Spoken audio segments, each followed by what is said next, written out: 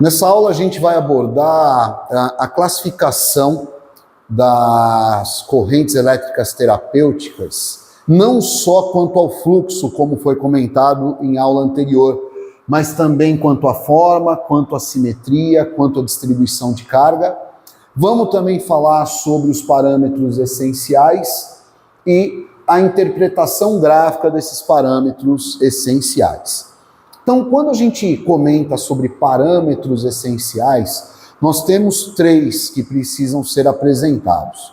Nós temos a frequência, que é caracterizada pelo número de repetições do pulso elétrico em 1 segundo. Então, o número de repetições do pulso elétrico em 1 segundo, nós definimos como frequência.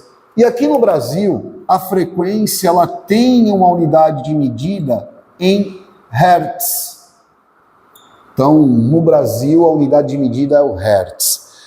Acho que cabe deixar claro, esclarecer para vocês que no Brasil a unidade de medida é o Hertz, mas é muito comum, às vezes, por conta de livros traduzidos, a gente observar a unidade de medida em ciclos por segundo, ou, às vezes, em pulsos por segundo. Então, ciclos por segundo, hertz e pulsos por segundo representam a frequência. Se a gente for analisar na interpretação gráfica, nós temos vários pulsos elétricos. Então, aqui nós temos a representação gráfica de um pulso elétrico. Então, o número de repetições desses pulsos elétricos em 1 segundo, nós definimos como frequência. Unidade de medida em hertz. Então, esse é um parâmetro importante. O tempo de duração de pulso, ele é caracterizado pelo tempo entre o início e o final do pulso elétrico. Então percebam que na linha do tempo, esse pulso começa e termina. Esse pulso elétrico tem um início e um final. É exatamente essa faixa de tempo que nós denominamos como tempo de duração de pulso. Professor, mas o tempo de duração de pulso, ele pode ter outros nomes? Sim, é muito comum os fisioterapeutas, eu mesmo vou usar muito essa terminologia durante as minhas aulas, de chamar o tempo de duração de pulso de largura de pulso. Porém, tempo de duração de pulso é o correto no ponto de vista da física. Professor, qual a unidade de medida do tempo de duração de pulso? Pelo fato do tempo de duração de pulso ter relação com a linha do tempo, a unidade de medida do tempo de duração de pulso é o microsegundos. Então, o microsegundos, ele vem com esse símbolo aqui, ó. Eu puxei bem esse rabichinho que parece uma letra U, mas não é uma letra U. Essa é uma letra do alfabeto grego chamado de micron, ou mi. É o nome dessa letra. Então, microsegundos. Então, na maioria das marcas, a gente vai ver esse tempo de duração de pulso em microsegundos. Ah, ela pode aparecer em outra unidade de medida? Pode. Ela pode eventualmente aparecer em milissegundos. Tá? Então, no momento oportuno, a gente vai diferenciar situações que ela aparece em milissegundos, mas é muito mais comum que essa unidade de medida para o tempo de duração de pulso apareça em microsegundos. Então, é um outro parâmetro essencial que a gente vai discutir durante as nossas aulas. E por fim, nós temos a amplitude de corrente. A amplitude de corrente nós temos o hábito de chamar de intensidade. Então, intensidade é um sinônimo para amplitude de corrente. Mas a amplitude de corrente também pode ser chamada de dose. Então, dose também é um sinônimo para amplitude de corrente.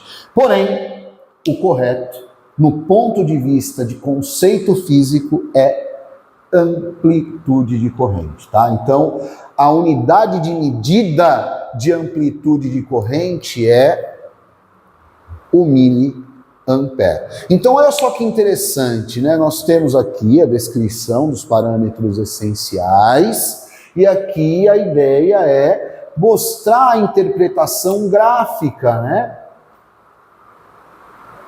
desses parâmetros. Então, o primeiro ponto que a gente viu foi que existe a representação do pulso elétrico, que representa o fluxo dessa corrente elétrica. Graças a esse pulso elétrico acontecem as respostas relacionadas à despolarização das fibras sensitivas e das fibras motoras. Só que esse pulso, ele se repete uma quantidade de vezes em um segundo. E nós definimos esse número de repetição do pulso elétrico em um segundo como frequência. Esse pulso, ele tem um começo e um final, caracterizado pelo tempo de duração de pulso. O tempo de duração de pulso, muitas das vezes, é representada por uma letra T maiúscula nos aparelhos, tá? E lembrando mais uma vez que a unidade de medida é o microsegundos. E por fim, a letra I representa a amplitude de corrente. Então, a amplitude de corrente elétrica, que nós conhecemos mais comumente como intensidade, é representada pela letra I no gráfico e a unidade de medida é o miliampere. Então, esse é um ponto importante.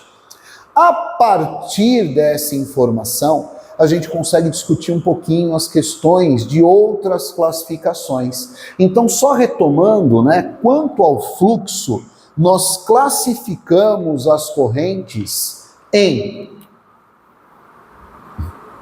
bidirecional ou bifásica ou unidirecional ou monofásica. Lembrando, né, que as bidirecionais elas são classificadas como correntes despolarizadas e as unidirecionais como correntes polarizadas, onde tem a polaridade fixa. Essa classificação ela foi discutida em aulas anteriores. Agora, quanto à forma, a partir do momento que a gente vê um gráfico ou analisa um gráfico, a gente pode analisar a forma do pulso elétrico. Acho que é importante até deixar isso aqui registrado, que a gente está analisando a forma do pulso elétrico, a gente pode ver a forma de várias maneiras, né? Então, por exemplo, se a gente for representar aqui um gráfico de uma corrente monofásica, eu desenhei a forma dessa maneira.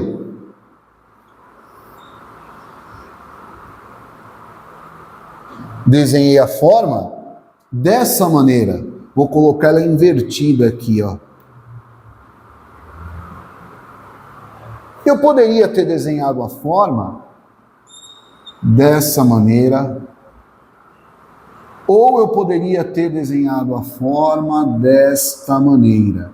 Então eu tenho na representação gráfica formas diferentes. E essas formas têm nome. E não é muito difícil, porque o nome tem relação com a representação geométrica. Então a gente diz aqui que esse pulso é um pulso retangular.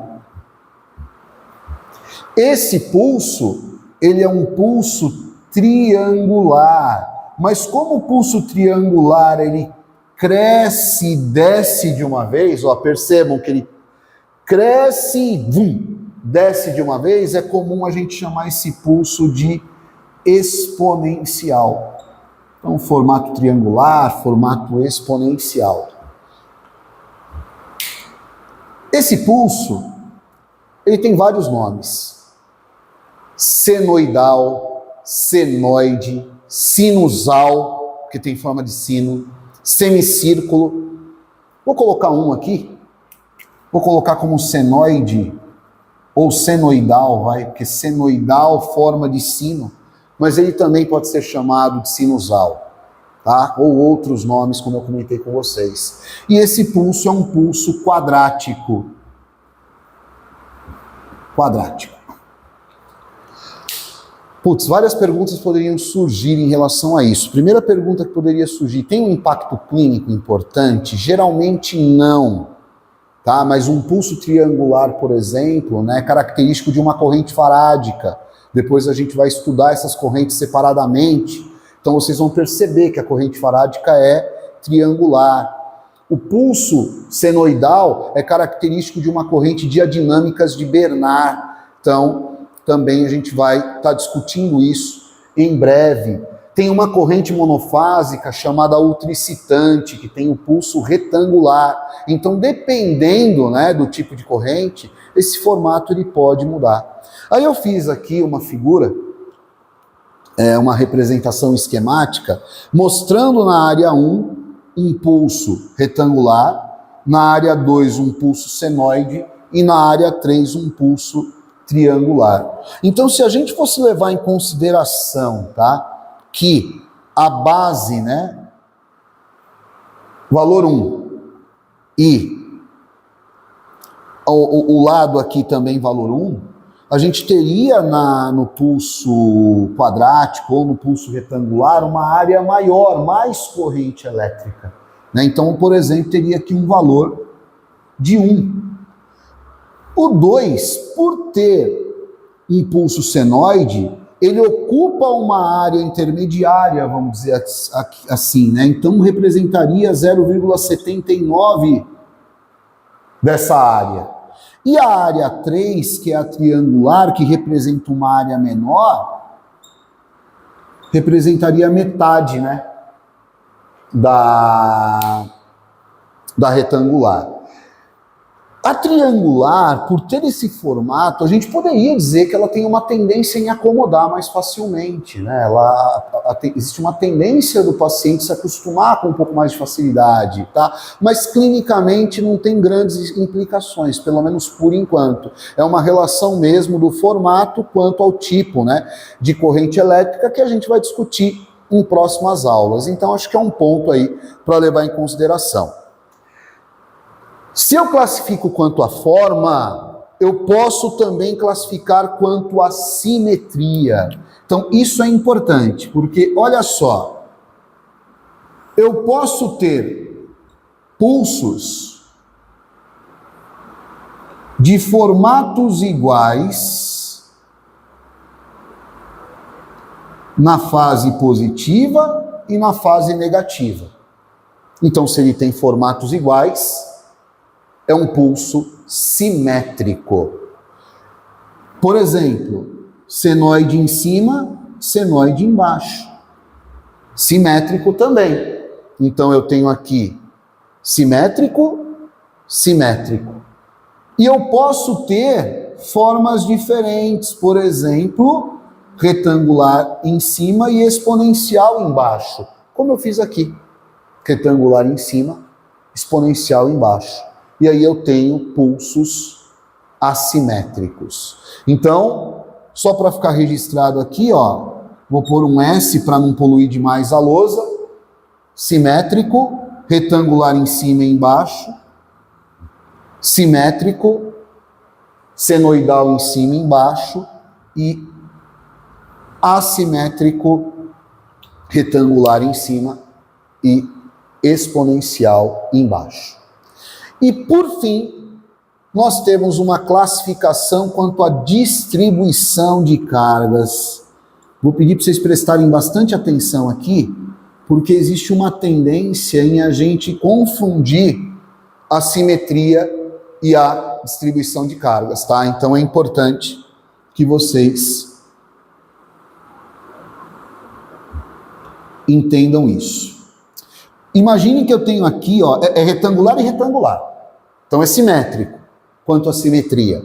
Mas olha só, eu tenho a mesma quantidade de carga aqui na fase positiva e a mesma quantidade de carga aqui na negativa. Então, se eu tenho a mesma distribuição de cargas, eu classifico como balanceada ou equilibrada. Balanceada ou equilibrada. Então, a distribuição de cargas é idêntica, tá? Aqui, por exemplo, ó, eu tenho um pulso assimétrico.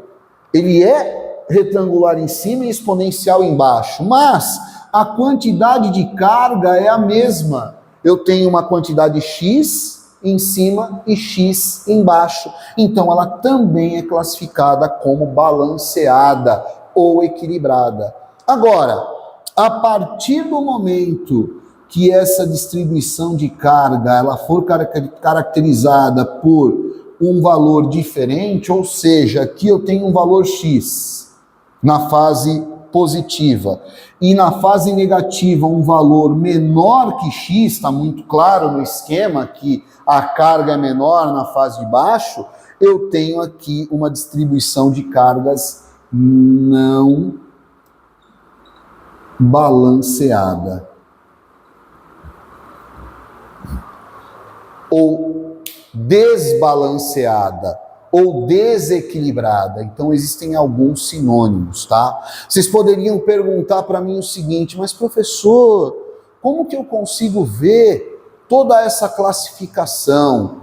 Ou a representação ela é esquemática numa lousa ou num livro, como a gente está fazendo agora.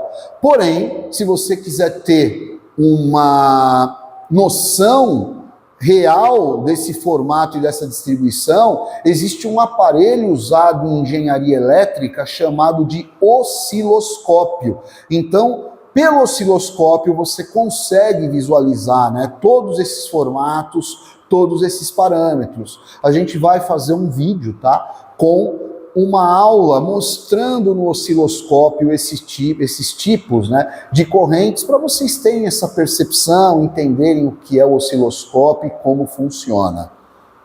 Entendo que é uma aula muito mais conceitual do que clínica, mas muito importante para a gente entender alguns porquês e alguns praquês em aulas que nós iremos disponibilizar mais à frente, tá bom? Então, agradeço a atenção de vocês, até a próxima e um grande abraço.